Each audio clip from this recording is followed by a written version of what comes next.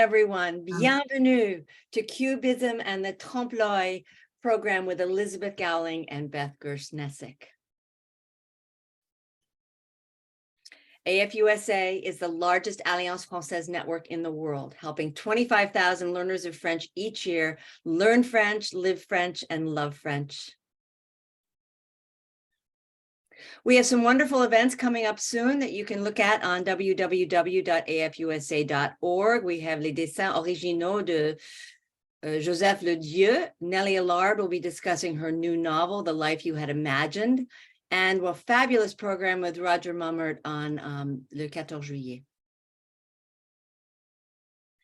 So a few logistics, please stay on mute during the presentation, stay on speaker view. All questions should be in the chat.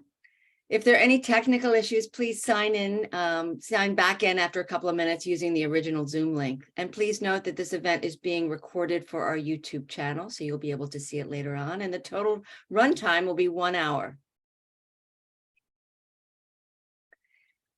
Elizabeth Cowling is the Professor Emerita in the History of Art and Honorary Fellow at the University of Edinburgh. She has published widely on European modernism and specialized in the work of Picasso. Elizabeth co-curated Cubism and the Trompe L'Oeil Tradition at the Metropolitan Museum between October of 2022 and January 2023. I hope many of you saw it. Beth Gersh-Nesic specializes in the history of Cubism and the Cubist critics, most notably the poet critic André Salmon. She translated both of his books to publish together in André Salmon on French Modern Art, Cambridge University Press in 2005.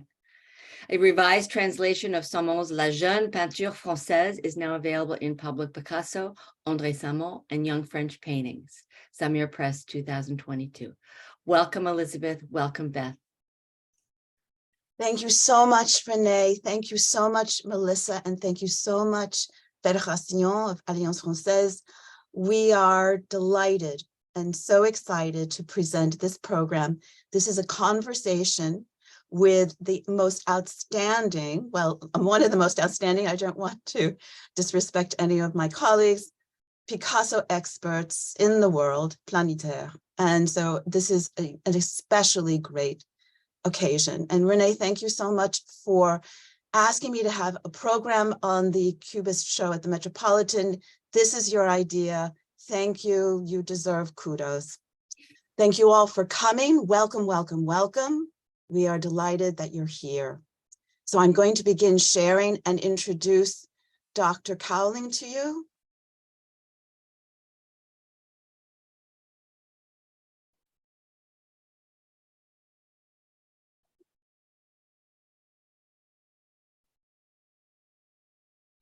First of all, I want you to know that she is an author beyond compare. So many wonderful essays. So let's begin with the books on classic ground. This is about Picasso, Leger, De Chirico, and the new classicism. Some of you might know about Picasso style and meaning, which is very significant for the exhibition we'll discuss. Some of you might remember the exhibition that was at the Tate, for those of you joining us in England, and at the Museum of Modern Art, Matisse and Picasso, which was thrilling, absolutely thrilling. And this is interpreting Matisse and Picasso. This is a small book I own, which is a must. You can always buy it at the Museum of Modern Art. Just go to the bookstore. And Roland Penrose is the author, and Elizabeth Cowling is the editor of these wonderful texts, which is an enormous book and quite satisfying. And Picasso, The Challenging Past, this was at the National Gallery in London, for those of you who are lucky to see it. And this was in our Massachusetts here. This was Picasso Looks at Degas. I was delighted to be invited to the study day with Elizabeth Cowling and Richard Kendall. And perhaps some of you went to the Clark Art Institute to see this. This was outstanding. Picasso Portraits. This was in the National Portrait Gallery in London. And now we are going to celebrate this fantastic, game-changing show this was a stellar show, not only for the history of Cubism, but for the history of art. This is really significant. So welcome, welcome, welcome, Professor Cowling, to the Alliance Française for this conversation. And thank you so much for the generosity of time. You have helped me prepare, and it's been wonderful. So what I'd like to do is ask you, how did you get into Picasso? What was the thing which motivated you? Well, first of all, let me say hello to everybody, and I'm delighted to be here. This is a wonderful occasion, and Beth has been, a mentor throughout. My interest in Picasso goes back a very long time. And when I was a postgraduate student at the Courtauld Institute in the 1970s, I was working particularly on surrealism and its interest, the interest of the surrealists in what we used to call tribal art. And Picasso was obviously one of the figures who was, although never a card-carrying surrealist, he was closely connected with the movement and was a collector of African and Oceanic art. And I started working on him and started writing about him in the 1970s. And I'm afraid it became, absorbing. I gave a series of lectures in London on Picasso after Cubism. They were given in 1986. And I was particularly interested in the shifts in style in Picasso's work, the multiplicity of his work, the variety of it. He was always shifting style. His subject matter was relatively constant, in fact. There are relatively few subjects, actually. But he was not only shifting style, he was shifting medium all the time. Anything he encountered, he tried to sort of absorb and make it into his own. And as you all know, he had an absolutely enormous oeuvre. You could never get to the end of it. So I became, unwillingly in a way, a sort of a nun in the convent of Picasso, if you can call it like that. I sometimes think of myself in those terms. But this exhibition was a great pleasure because although it obviously involves Picasso's work, he is one of the three figures featured in it. It's not just about Picasso, it's about his interaction with Braque and Juan Gris, and also with the Trompe L'Oeil tradition, which had not featured in my writings about Picasso before, and which grew as we prepared this exhibition. But where it is similar to previous publications is that I've always been fascinated by Picasso's relationship to the art of the past, not just of Europe, but global art of the past, and how much it sort of stimulated him. He always did something with it. He never simply imitated or repeated what the artists he was interested in had done. But this is an artist who is absolutely absorbed by other works of art and other artists' work. And so investigating his debt to the Trompe L'Oeil tradition, or his relationship to that tradition, was fascinating to me because it took me into a different area. Let's go to the beginning of the show, because this is not a tour, by the way, this is a conversation. So please, if you have questions, put them into, is it the Q&A, Melissa? Okay, because we really want you to interact with us. We'll give you plenty of time, but we begin, Lizzie, we begin with this story, which is legendary. I think everybody who knows their classical mythology knows this story. So how did it come to pass that you and Emily Braun, we must mention Emily Braun because she did so much work in this area, especially with her class at the CUNY Graduate Center, my alma mater. Please tell us, how did it all begin? How did you decide this was going to be an exhibition? Well, as you say, Emily Braun, with because she was then the curator, Rebecca Rabinow was then the curator of 19th and 20th century painting at the Met, had worked on this course, this postgraduate course together. on Cubism and the Trompe L'Oeil tradition, using particularly the Metropolitan's own vast collection, not just of Cubism, but of course, European art generally. And I had been interested in the relationship with Trompe L'Oeil as a result of an experience I had when I was in Copenhagen looking at the works of Huysbrecht, who we will see shortly. And I had one of those curious kind of moments of recognition when I was looking at one of the paintings, and as I say, we'll see it. And I thought, I'm looking at Cubism. There's a Huysbrecht. Here, the one in the center, it was not actually this one, but one we'll see later. But so I had this kind of revelation that I was looking at Cubism when I was looking at the Trompe L'Oeil tradition, but I didn't follow it up. And when Emily and Rebecca asked me whether I would like to become on board with them on an exhibition on this subject, I leapt at it because it was ringing a bell.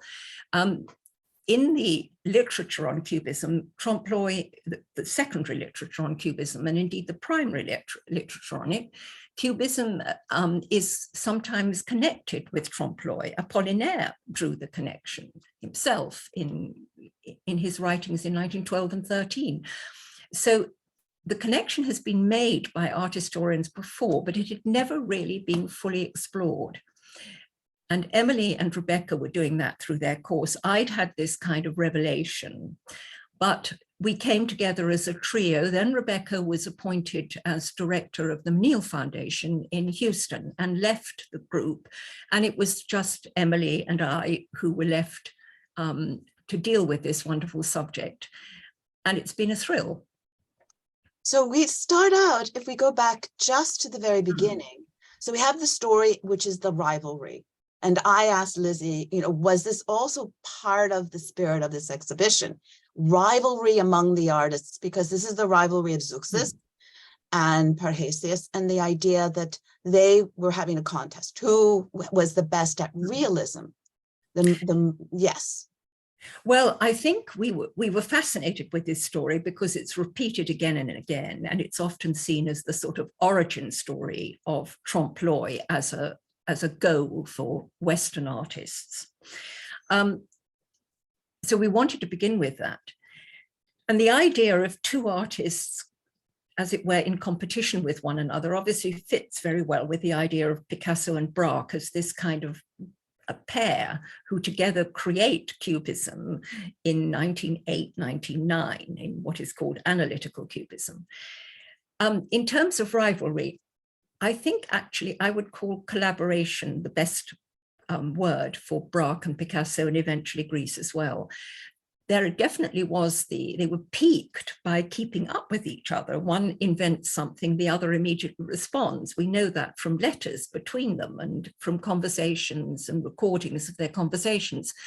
But I think it was a very collaborative relationship. It was not rivalry in a negative sense, trying to just outdo each other in a kind of crude way. So we liked the story because it did give this idea of kind of competition that led to greater achievement. But I think collaboration is the word that I would use really for them. And for you, the great collaboration is what you've just said about with Professor Braun and with Rebecca Rabina.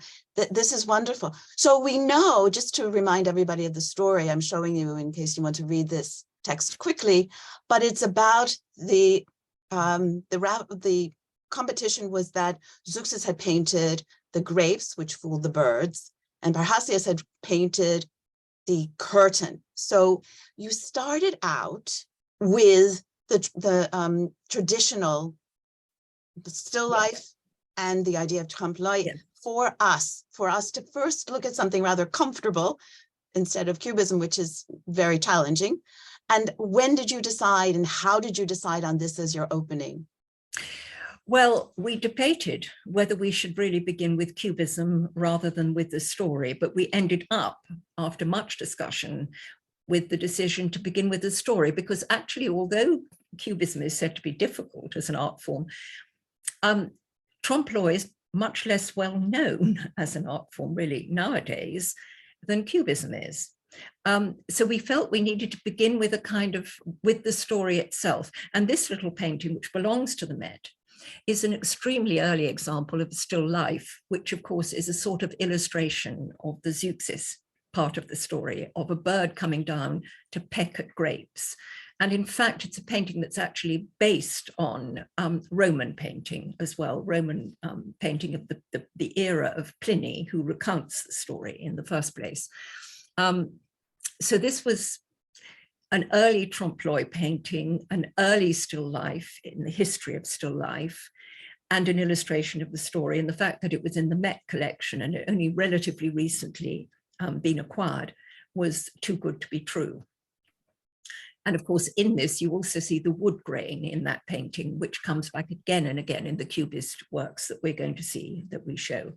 The depiction of wood grain in a Trompe L'Oeil manner is an absolute sort of, if you like, cliche of Trompe L'Oeil painting. And of course, it becomes something that is crucial to synthetic cubism when the Cubists are using wallpaper that imitates wood grain. Okay, and then the curtain. Yes, I mean, here, this is a wonderful painting, which is split. The painting is split between two Flemish artists. And we chose this painting because of its exquisite quality. And you have this idea of a curtain hanging across the front of the painting that you want to pull back. And of course, it's half pulled back and it reveals this wonderful bouquet in the background. The painting is in Chicago. And, you know, when you're selecting an exhibition, particularly when you're selecting old master paintings that are very fragile, you have to also select things that can be lent. And Chicago was a very generous lender to us. So although we have a lot of loans from Europe, we also exploited the collections in America as well. I felt it was very important to have some Spanish paintings in this exhibition, some Spanish old masters, because obviously Picasso and Greece are both Spaniards, and they have a knowledge of the works of the Prado and of their forebears. And that was an important element in the selection of the old masters as well, of the Trompe L'Oeil painters. And this is a beautiful example. Oh, it's absolutely wonderful This painting. was just stunning. Yes. Now, yes. Sorry, One of the things that Emily pointed out, which I simply hadn't thought of before, is that the fruit that appears most often in Cubist still lives from 1912 onwards, and even earlier, actually, slightly earlier, are grapes. Not a coincidence, as she rightly pointed out. And I had never thought of this before. I'd thought of the apples of Cézanne. Well, I'm afraid Cézanne gets ousted at this period by the Trompe L'Oeil painters. And it's quite interesting. The paintings, the works of art that we see in our exhibition are not really notably Cézannian, although he's such an important figure for the earlier years of Cubism. True, very true.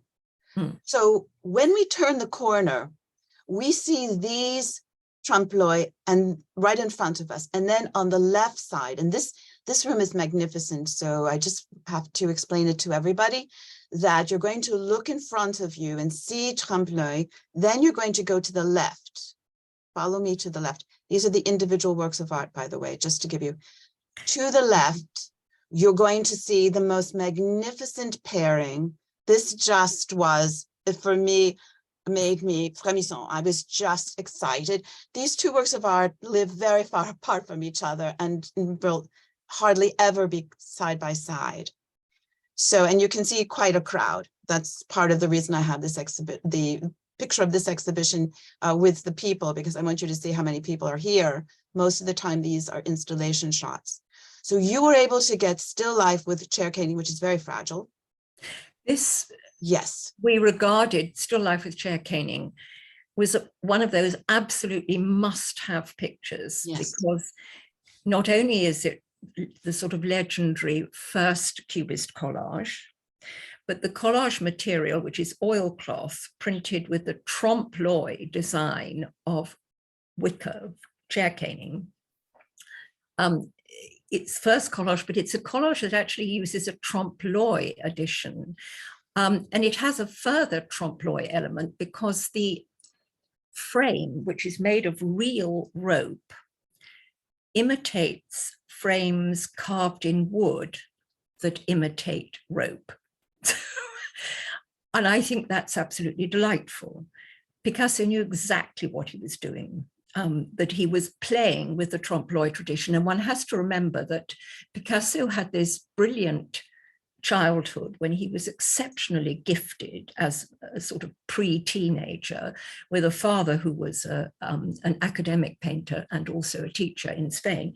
And he learned to imitate when he was very, very young. And some of his early copies of lithographs and paintings done when he was a student are so accurate that they have been misunderstood. It hasn't, until the source that he used was identified, there was confusion about what he was actually doing.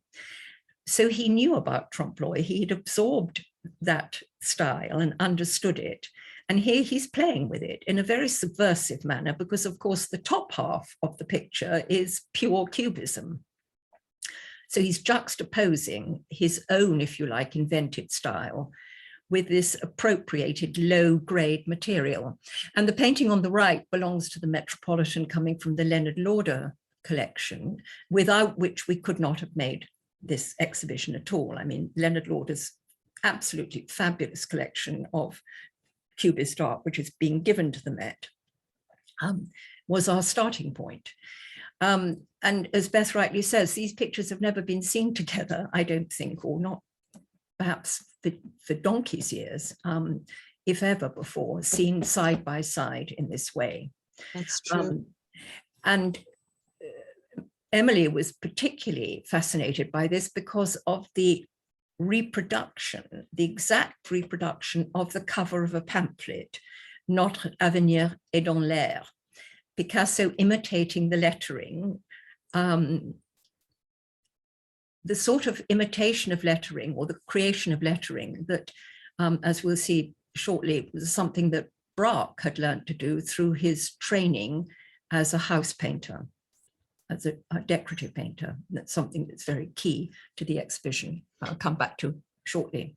So let's take a look at that. So we're going to go to the wall opposite. So that way you can see, again, absolutely thrilling. So now we have the Braque, which I'm going to show you in a moment, next to the Picasso. The Braque comes from the Guggenheim. The Picasso in the center comes from the Museum of Modern Art.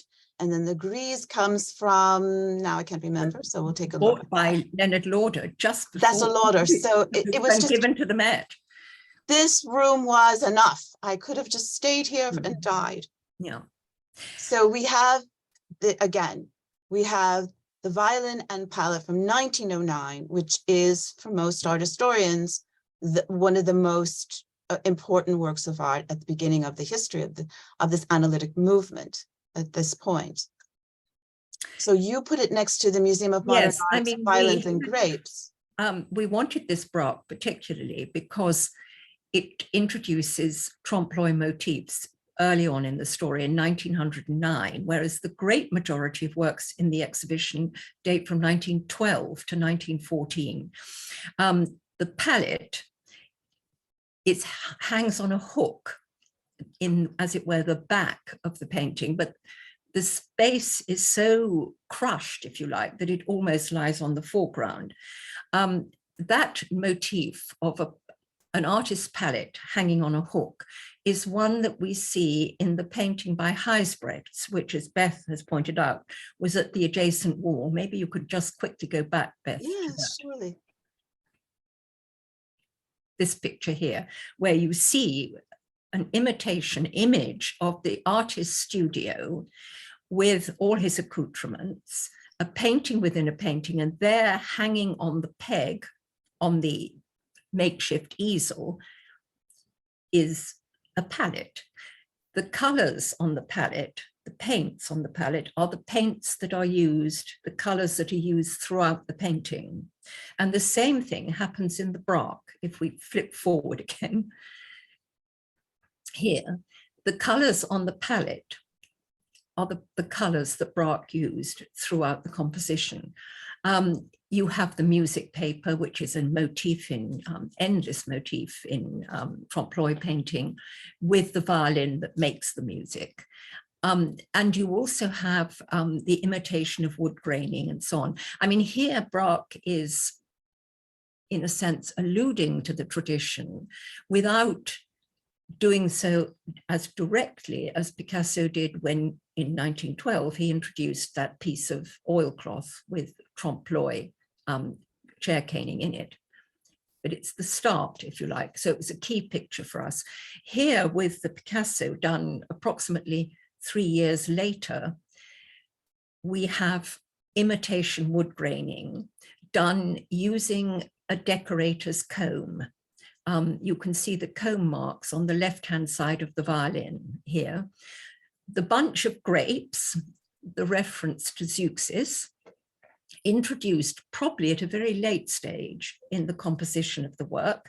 And we know this painting was done shortly after Braque and Picasso had made a trip to visit Braque's family in Normandy, and they stopped in Rouen. We don't know for sure, but in the museum in Rouen recently had been acquired 2 Trompe L'Oeil paintings of grapes, which they might have seen.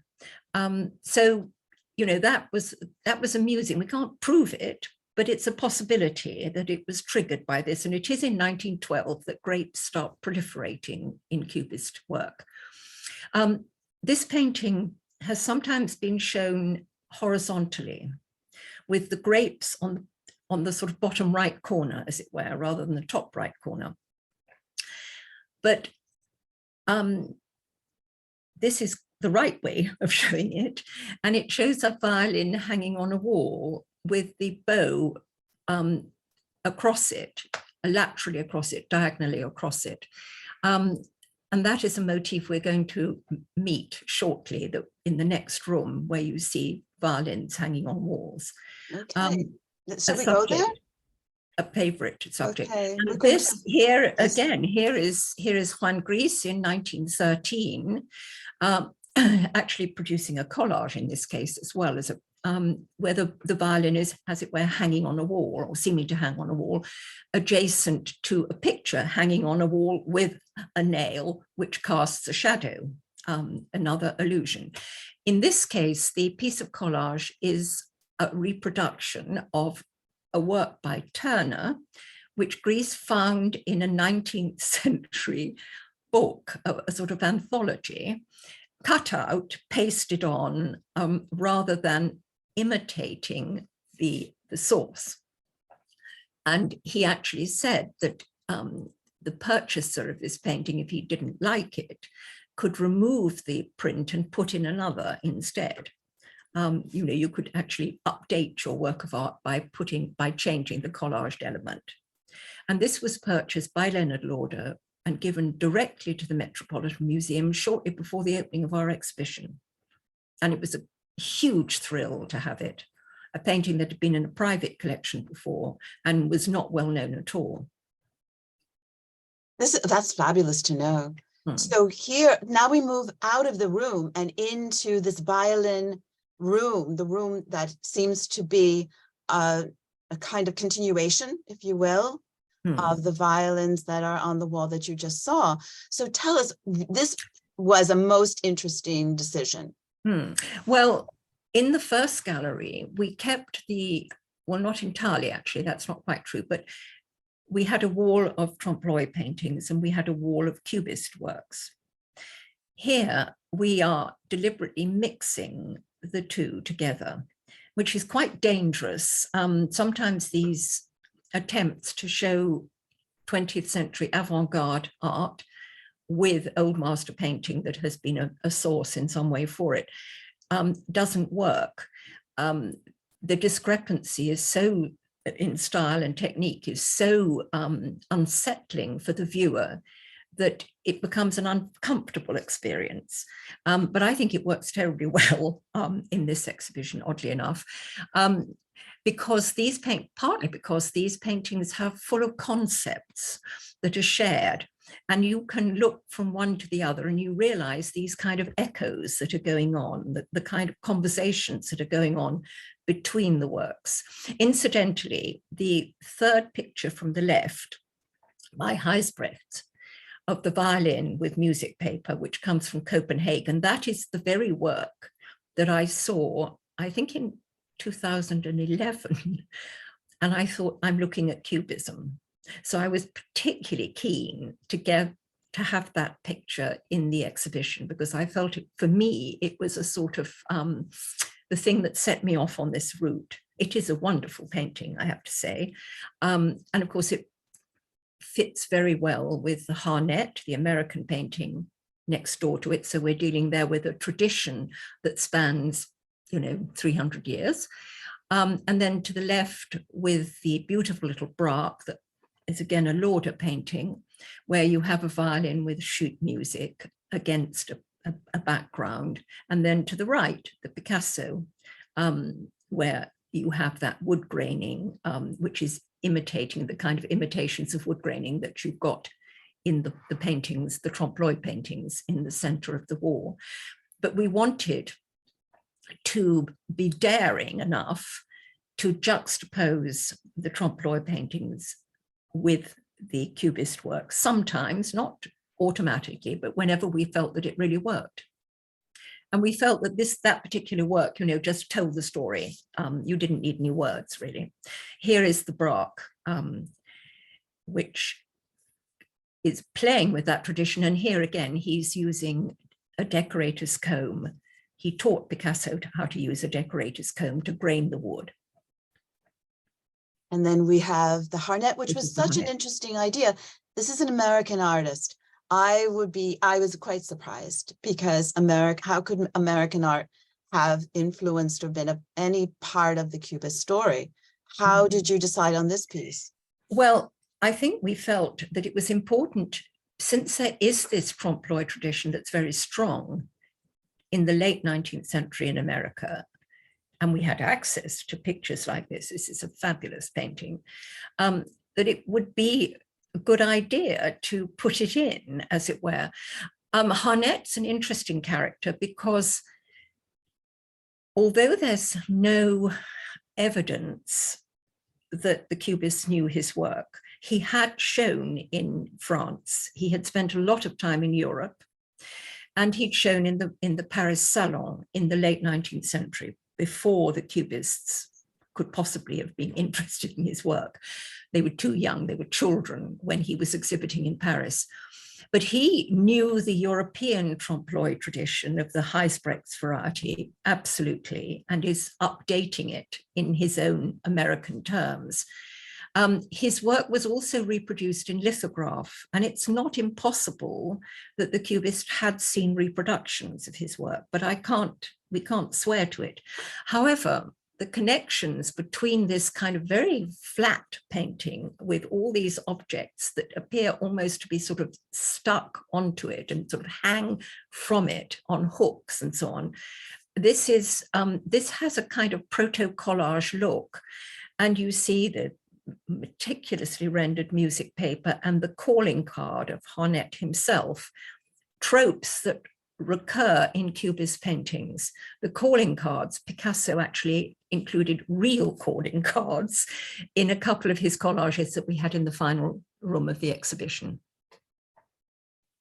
And here's the hybrids, which is Here's the beautiful. Oh, wow. Beautiful painting. And the idea, the relationship between music making and art making is one that is very prominent in Trompe L'Oeil painting, as it is, I think, in Cubist work. All these musical instruments. Picasso was not a musical person at all. Braque was, but Picasso wasn't. But that idea of making music being similar to making pictorial works of art is an idea that I think the Cubists shared with these artists. The other thing, one of the other things that they pick up on very much is the idea of messages that you can read or half read, music that you can partially read here, texts that you can partially read, curling papers that hide parts of the text. The Cubists are going to use newspaper and real music paper in exactly this way, substituting the found for the meticulously hand-painted. But the same kinds of conversations between word and image, which are crucial to Trompe L'Oeil painting of this kind, are crucial to Cubism as well. So at a conceptual level, there are many, many similarities.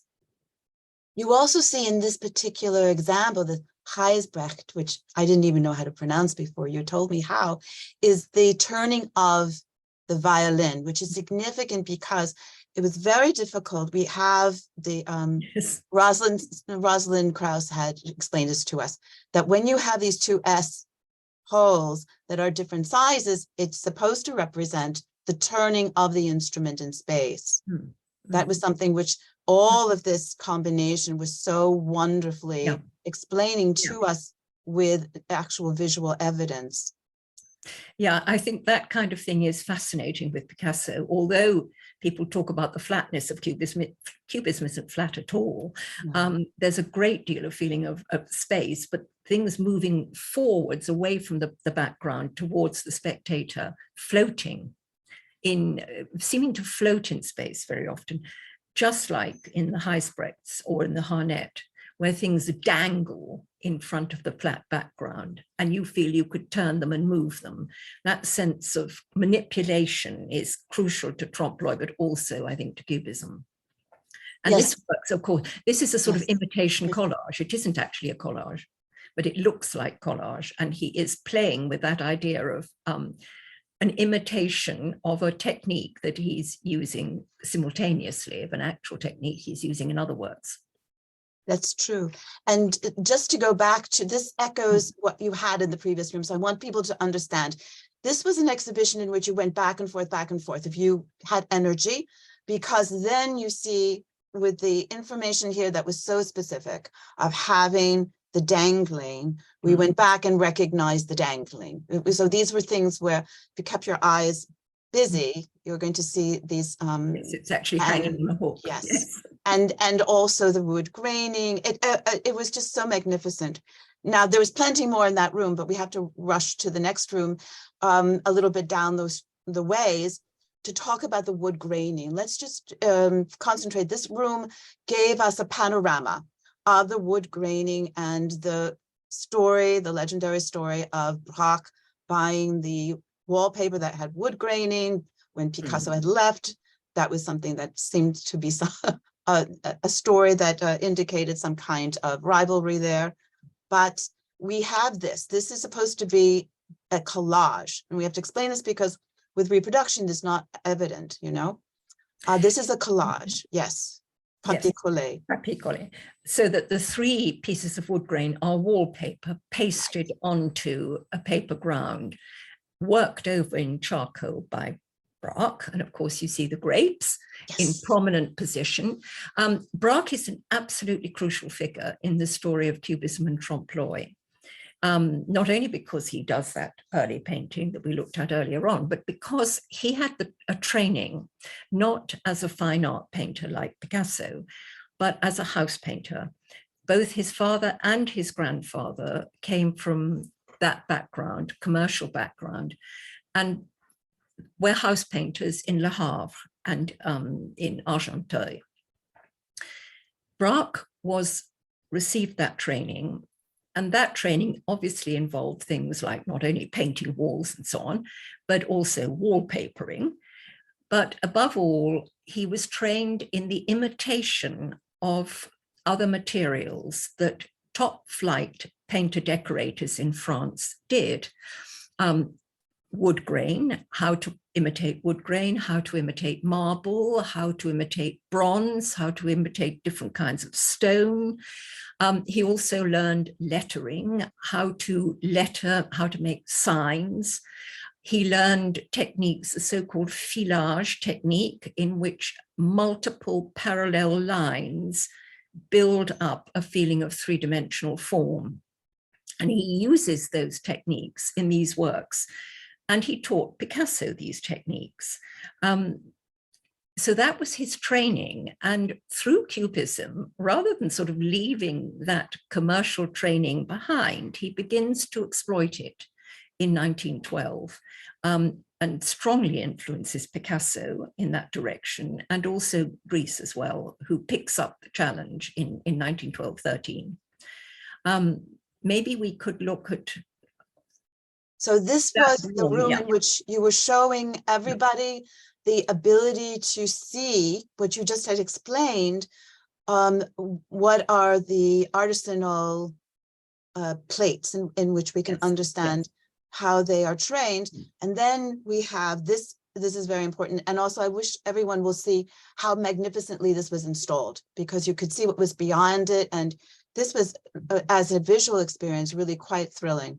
So you feel this is most important. This was, yes. To me, this painting is a kind of summation, really, of sort of homage by Braque to his training, because you have him here imitating the wallpaper that he had actually used in the slightly earlier papier collé that we saw a moment ago.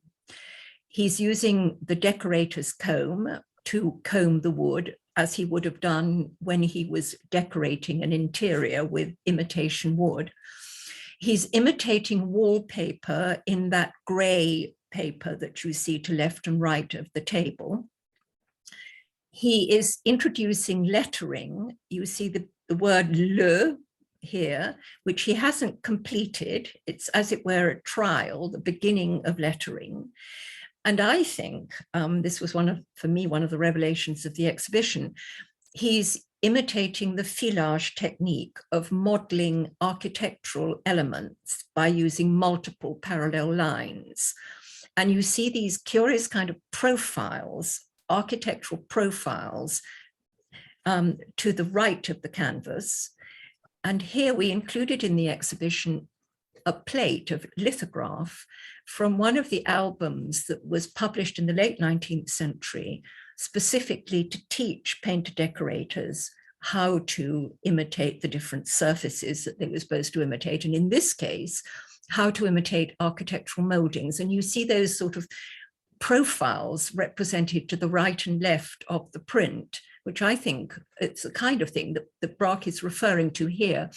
And then you get these wonderful moldings, which the plate doesn't really show. They're entirely done in terms of parallel lines.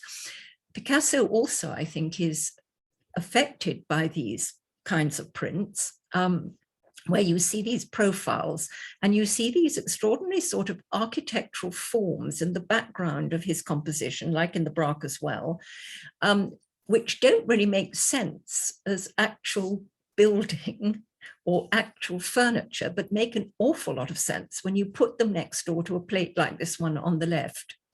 Now, these plates were produced in France in huge quantities, in many albums, and they were loose, so that a painter decorator could pin them up and, as it were, imitate them. And we decided that we were not going to just allude to this element in the catalogue, but that we were actually going to give these plates a prominent position in the display and treat them in a way as works of art in their own right.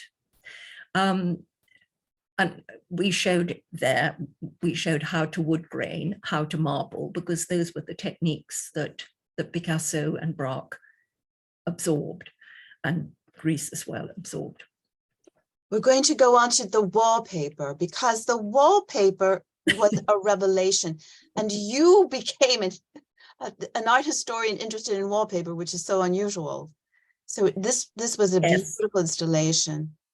Yes, well, in this room, we actually showed either wallpapers that were very similar to the wallpapers that the Cubists had actually used, and I'm afraid in the photograph you can't see this because they're hidden from view.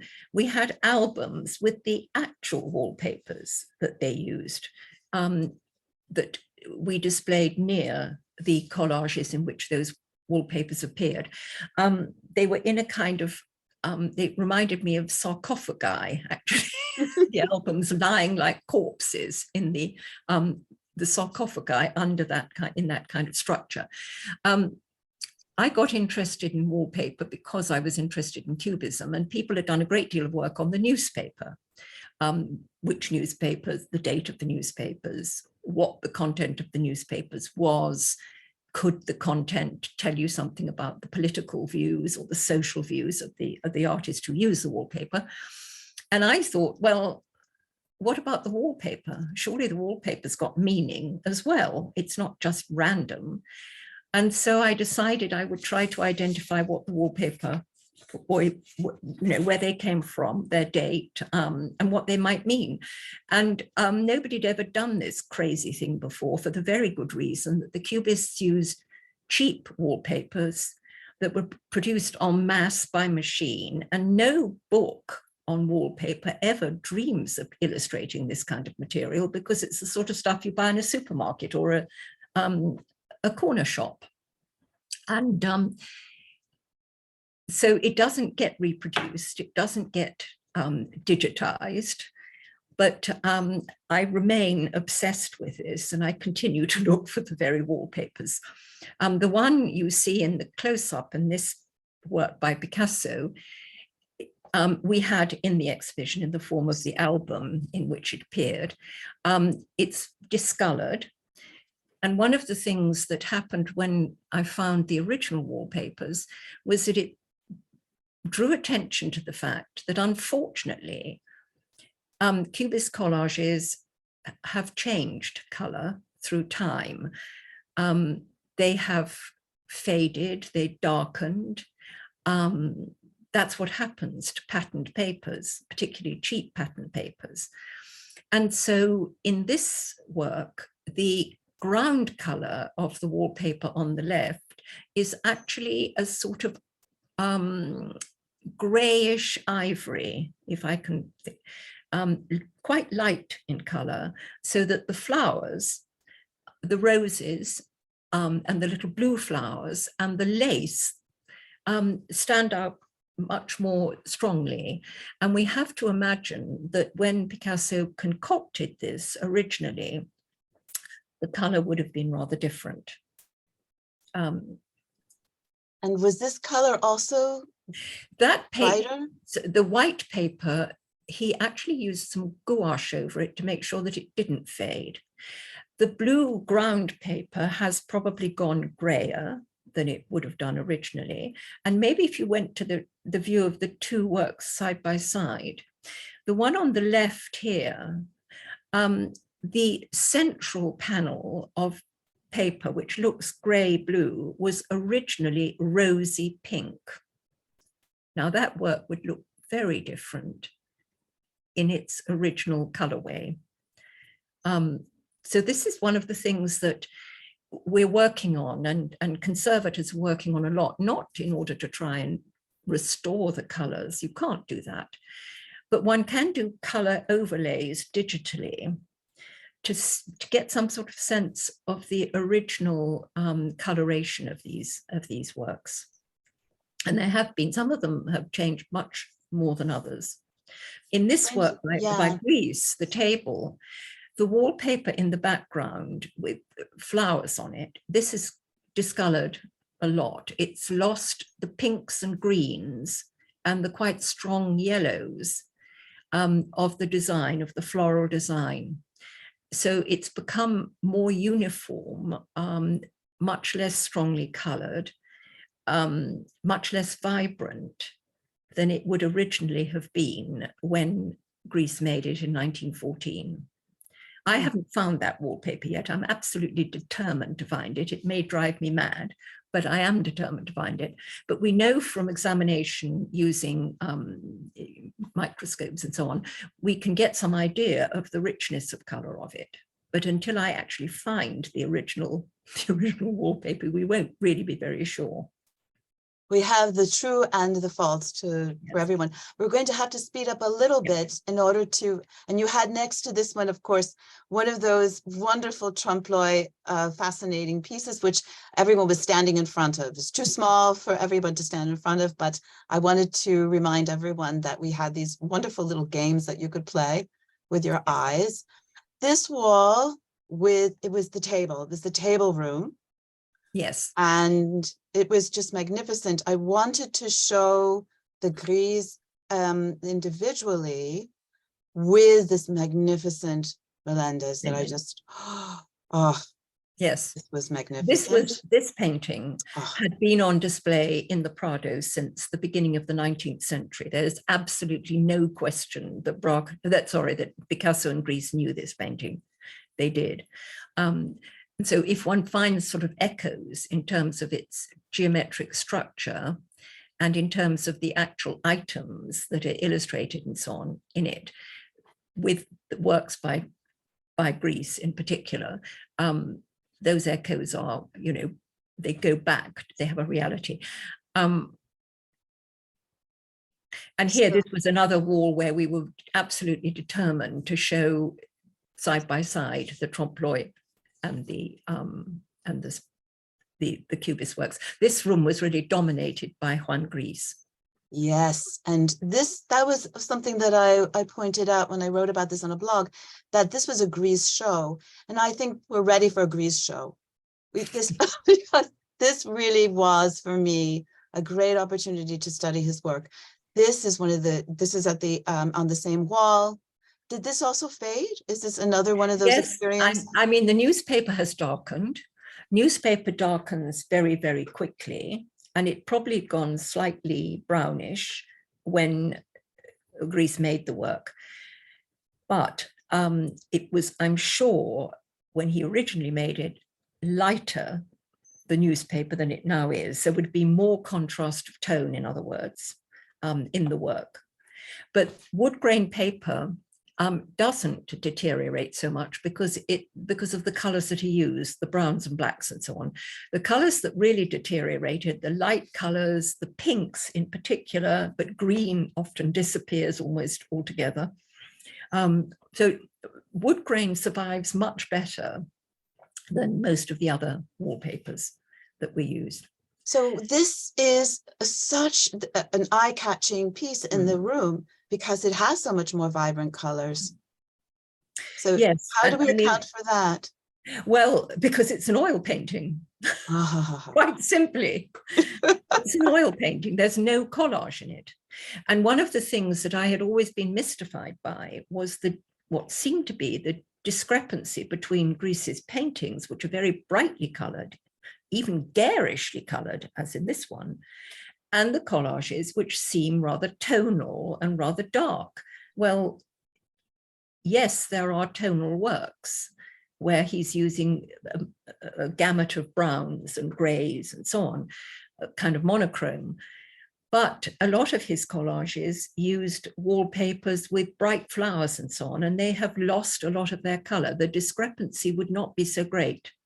And that's one of the things that one has discovered by working on the wallpapers themselves, finding that.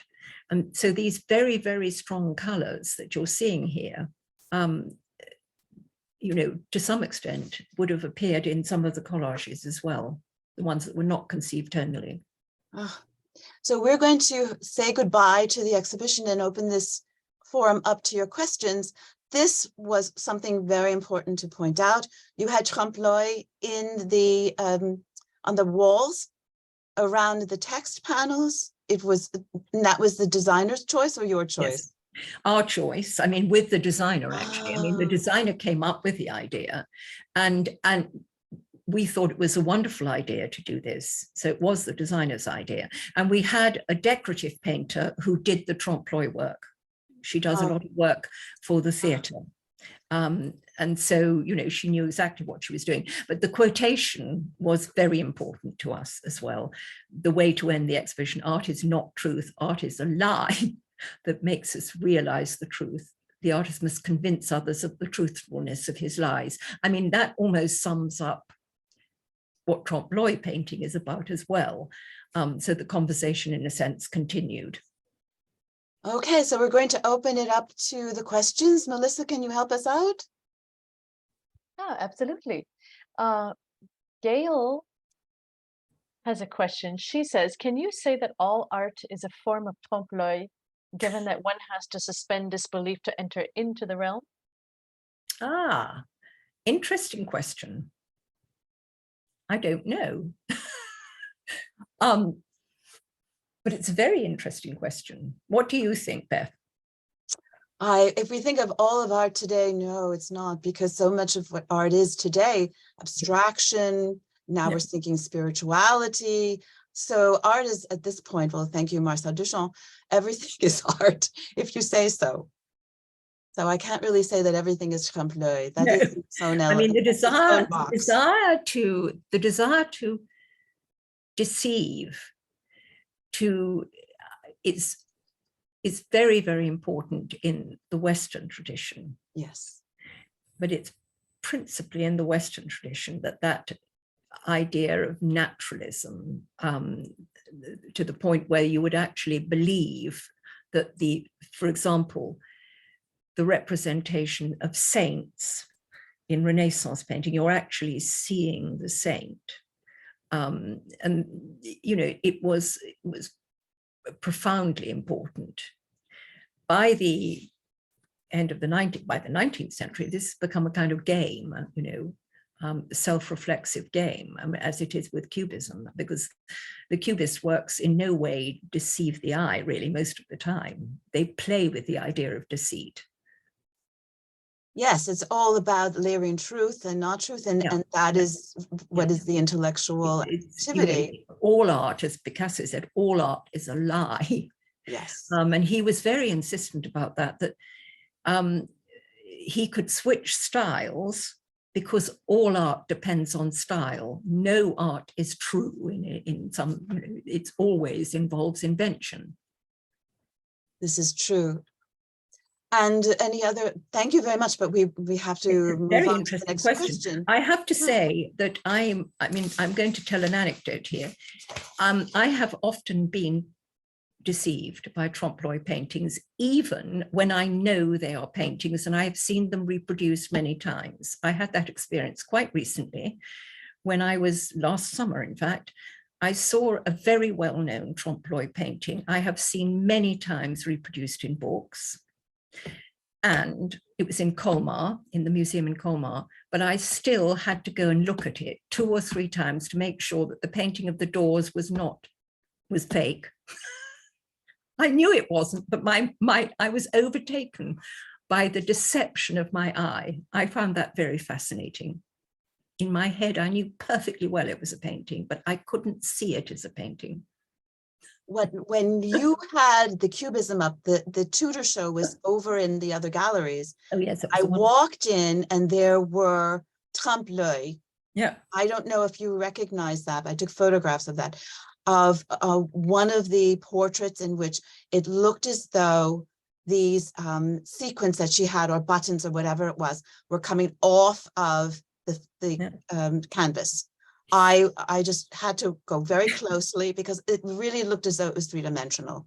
Yeah. I thought, well, maybe I'm carrying over all of this experience from one gallery to the next, because that's what the Met will do. But it was really another experience. I thought that was telling, really quite telling. And how often have you been into a church in Italy, for example, when you have been completely fooled into thinking you're looking at marble?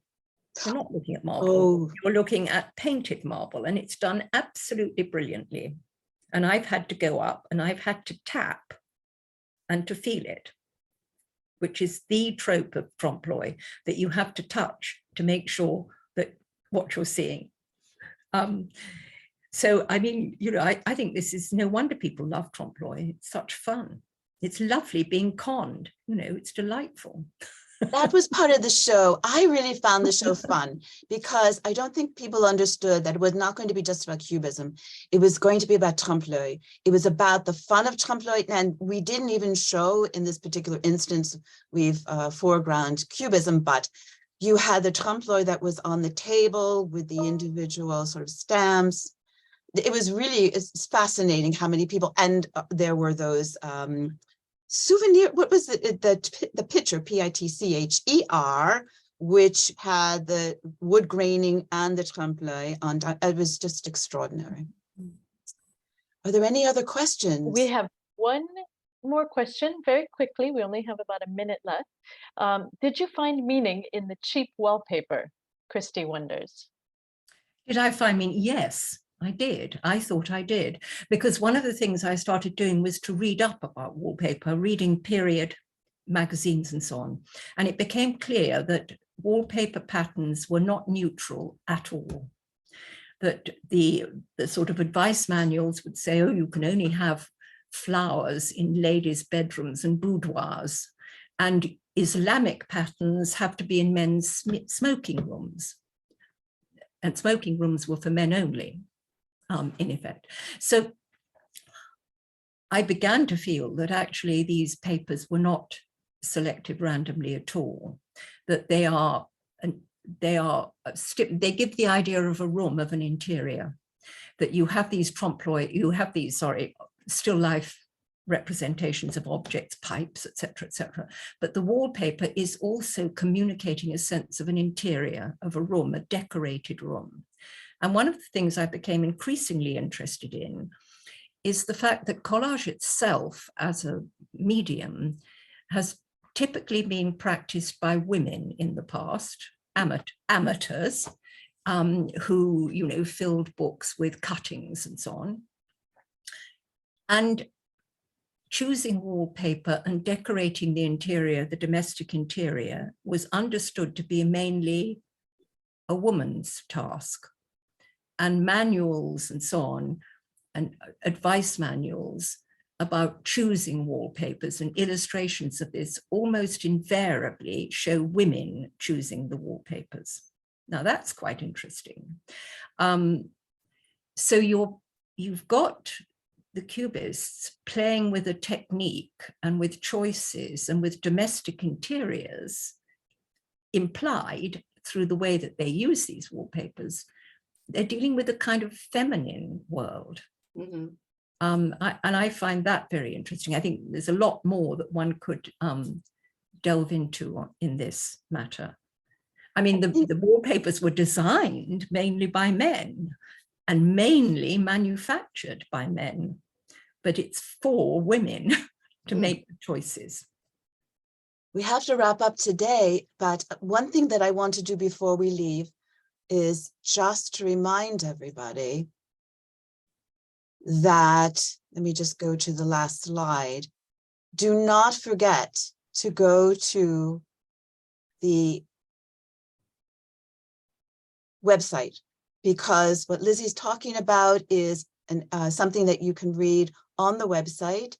You have other educational materials on the website. Please go to the Metropolitan Museum of Art website, and thank you so much, Dr. Elizabeth Cowling, for an extraordinary experience. This was just the best. Thank you, thank you, thank you. Renee, Melissa, and the Alliance Française Fédération, thank you so much for an extraordinary experience. Thank you both so much. This has been incredible. So everybody, please visit the site.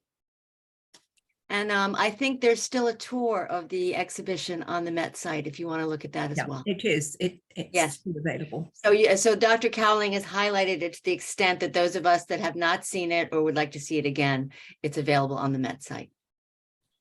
Thank you so much, Dr. Cowling. Thank you so much, dear Beth. Thank you. Thank you.